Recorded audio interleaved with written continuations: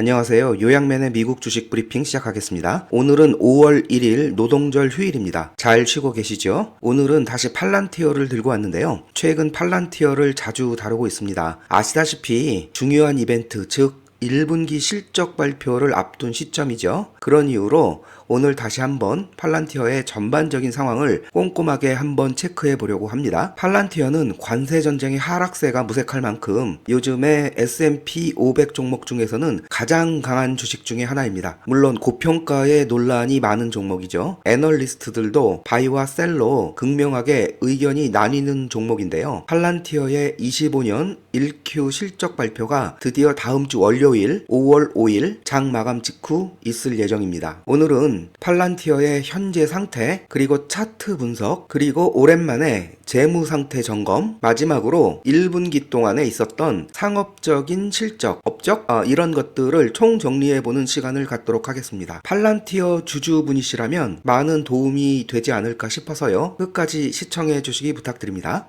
먼저 팔란티어의 현재 상태를 간략하게 보겠습니다. 팔란티어는 어제와 같이 변동성이 매우 컸던 장 초반의 하락을 극복해내고요. 결국은 플러스 2.03% 상승한 118.44로 마감하였습니다. 무려 7거래일 연속의 무서운 상승세를 보이고 있는데요. 현재 MDD 값은 고작 마이너스 4.96%이고요. 전고점까지 남은 거리도 고작 플러스 5.22%입니다. 5%만 상승하면 전고점을 넘을 수 있다라는 의미죠. 이 수치는 S&P 500 기업 중 가장 낮은 MDD 값이라고 생각하고요. 정확하게 체크해보지는 않았습니다만 전고점이었던 124.61을 거의 회복한 상태입니다. 아마도 5월 5일에 있을 실적이 서프라이즈로 나온다면 전고점을 돌파하고 신고가를 쓸 수도 있는 상황이겠죠. 상승세가 매우 가파릅니다. 기간별 성적표를 살펴보면 지난 일주일 동안 19.81%의 상승이 있었고요. 한 달 동안은 무려 48.05%의 상승이 있었습니다. 여기 보이시는 그래프가 팔란티어와 S&P 500의 비교 데이터인데요. 한눈에 보아도 팔란티어가 S&P 500보다 무척이나 강한 그래프를 보이고 있습니다. 팔란티어는 올해 초, 이 점이 올해 초인데요. 여기서부터 어제까지 무려 56.6%가 상승한 반면에 S&P는 동일 기간에 마이너스 5.31%의 하락을 보이고 있죠. 이 수치는 아마도 S&P 500 기업 중 수익률 1위에 해당하는 데이터가 아닐까 싶습니다. 하지만 팔란티어도 약점은 있죠. 이건데요. 팔란티어의 유일한 약점이 고평가 논란입니다. 이 부분 24년 4Q 부분에도 그 전분기 대비 많이 올라와 있는 상태인데요. 현재는 더 올라와 있습니다. 이 부분이 유일하게 신규 진입자의 진입 여부를 머뭇거리게 만들고 있습니다. 또한 애널리스트들의 평가도 엇갈리는 부분이 여기이죠. 현재 고평가이기 때문에 진입에 조심하라 라는 애널리스트들은 대부분 셀을 외치고 있습니다. 하지만 제 기억으로는 팔란티어가 50불 정도였을 때도 고평가 논란은 있었죠. 현재 118불에도 비슷한 논란은 계속 존재하고 있습니다. 그런 면에서 팔란티어는 투자가 결코 쉬운 종목은 아니다 라는 생각도 하게 됩니다. 팔란티어 차트 보겠습니다. 먼저 주봉 차트인데요. 여기 명확한 우상승의 채널이 보이죠.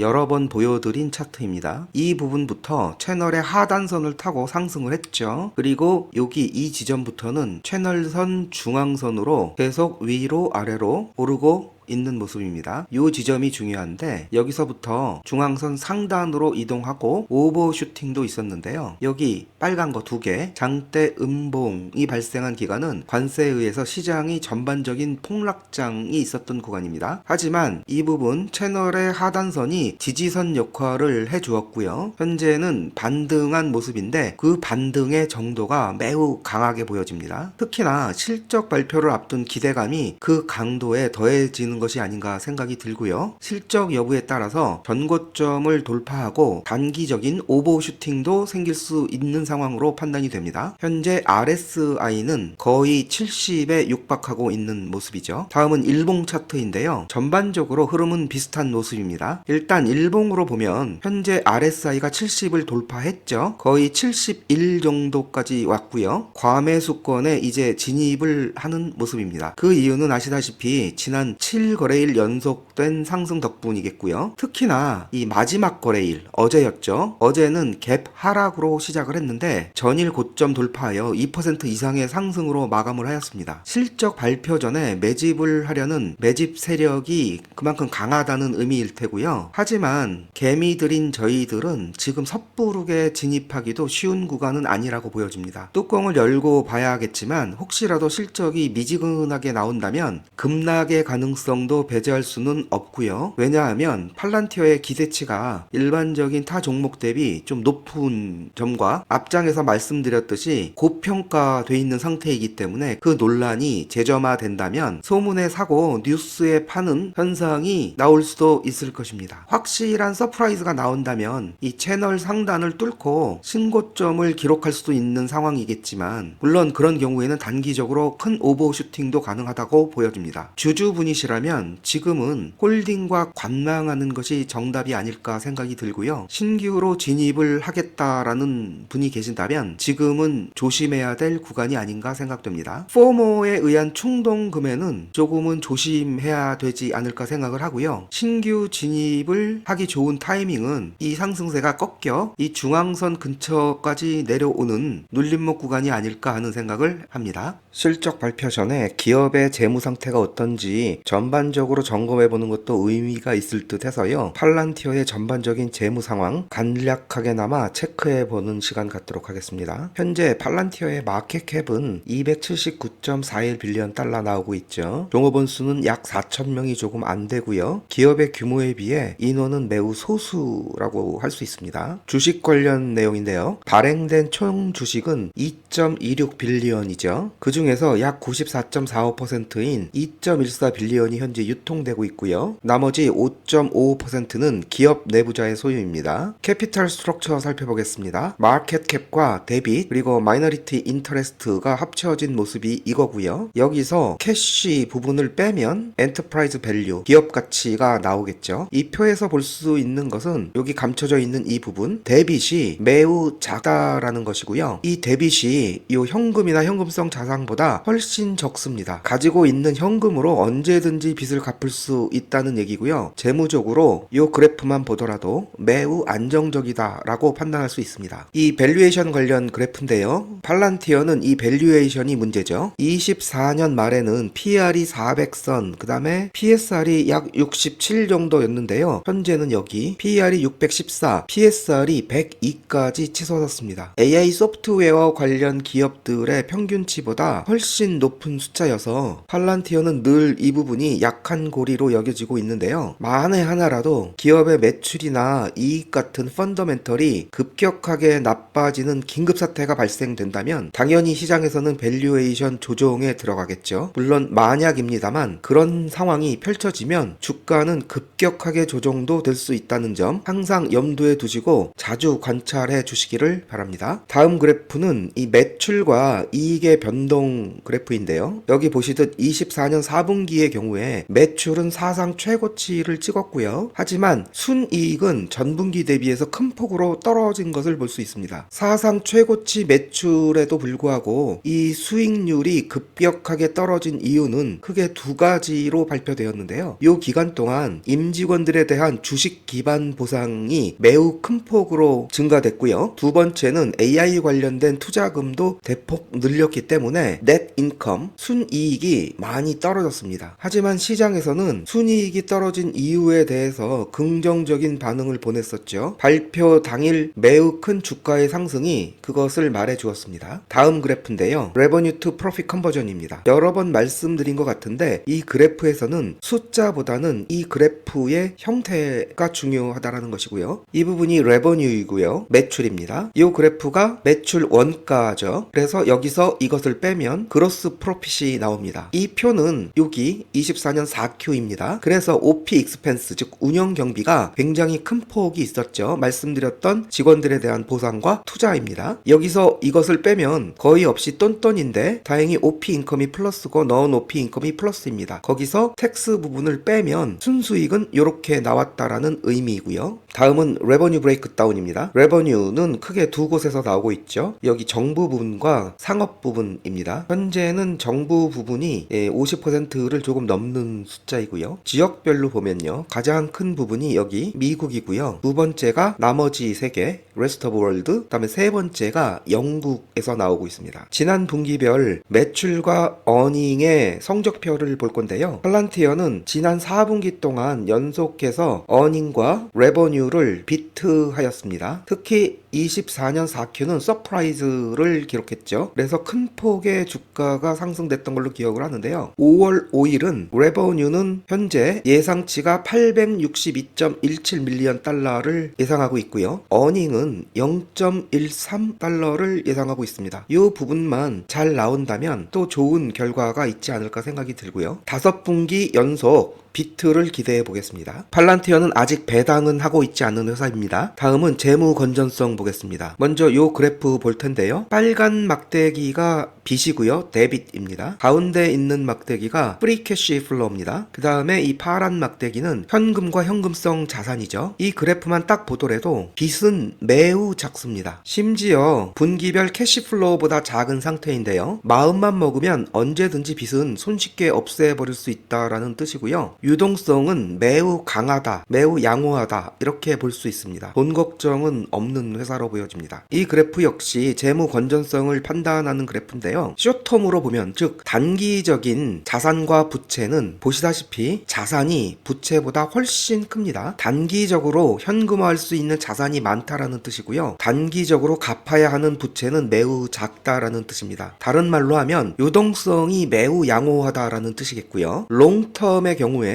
역시 자산이 부채보다 크죠. 장기 자산과 장기 부채는 이 단기적인 자산과 부채에 비해 훨씬 규모가 작은 상태고요. 재무 건전성이 단기로 보나 장기로 보나 매우 양호하다라는 것을 알 수 있습니다. 이 그래프든 단기와 장기 모두 재무 상태는 매우 건강하다라고 판단할 수 있습니다. 다음으로 2025년 1월에서 3월까지 1분기죠. 팔란티어의 신규 계약 및 파트너십에 대한 내용을 정리했는데요. 첫 번째는 정부 관련 부분입니다. 그 중에서도 미 육군과의 대형 계약을 몇 건 체결했는데요. 첫 번째가 타이탄 시스템을 납품하였습니다. 1억 7,800만 달러 규모라고 하고요. 두 번째는 아미 벤티지 데이터 플랫폼 계약을 연장한 건입니다. 이 계약은 최대 4년까지 연장이 가능하고요. 금액적으로도 최대 6억 1,900만 달러 규모까지 확장이 가능한 계약이라고 합니다. 세 번째가 차세대 지휘 통제 시스템인 NGC2라는 프로그램인데요. 이 계약이 곧 체결될 거라는 전망이 보도되었죠. 이 계약은 연간 1억 달러 수준의 매출이 반복적으로 발생하는 건으로 알려져 있습니다. 그리고 크게 보도됐었던 나토와의 계약건이 있었죠. 메이브 스마트 시스템을 나토에 공급 계약을 체결을 했는데요. 전장의 정보를 신속하게 융합해서 사람으로 하여금 의사결정을 내리게 하는 의사결정 AI 기반 플랫폼이라고 알려져 있고요. 나토로서는 이례적으로 검토에서 체결까지 6개월밖에 걸리지 않은 기록을 세웠다고 합니다. 세 번째가 골든돔 프로젝트입니다. 골든돔은 미국 정부의 우주 기반 미사일 방어 체계를 말하는 것인데요.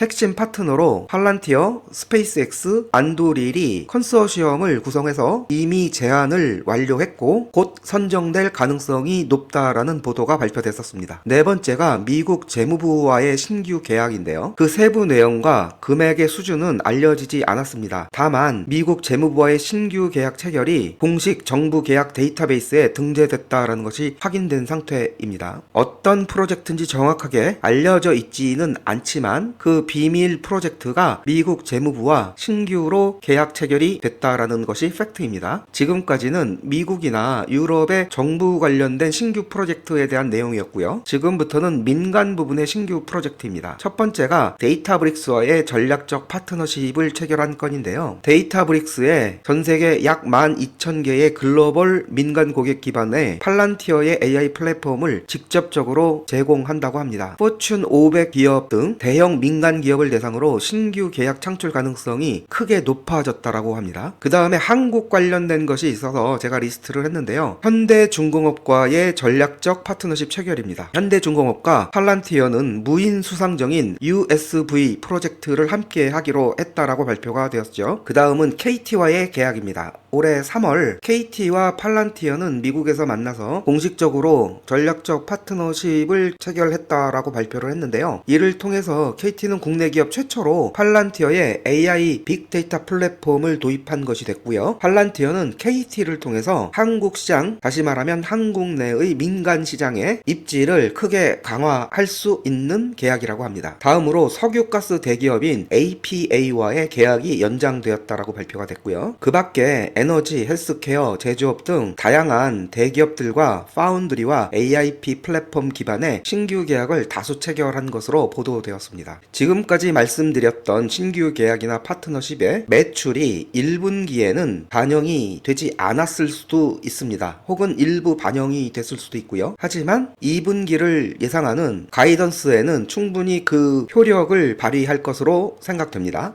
2024년 2월 3일 있었던 작년 4분기 실적 발표는 서프라이즈였습니다. 레버뉴는 775.78밀리언 예상이었는데 실제로 827.52가 나서 6.67% 서프라이즈였고요. EPS도 0.12를 예상했으나 0.14로 무려 26.11% 서프라이즈로 시장을 놀래켰습니다. 이런 결과로 실적 발표일 애프터마켓에서 주가는 급등했고요. 다음날 아침에 갭상승으로 출발했죠. 그리고 하루 동안 무려 22.8%의 급등세를 보여주었습니다. 5월 5일 예정된 올해 1분기 실적은 레버뉴 예상치가 862.17밀리언 달러죠. EPS는 0.13이 예상치입니다. 과연 실제 데이터가 얼마나 나올지, 시장을 서프라이즈 시킬지 부디 좋은 성적으로 다시 한번 주가가 점프하는 계기가 됐으면 하는 바람입니다.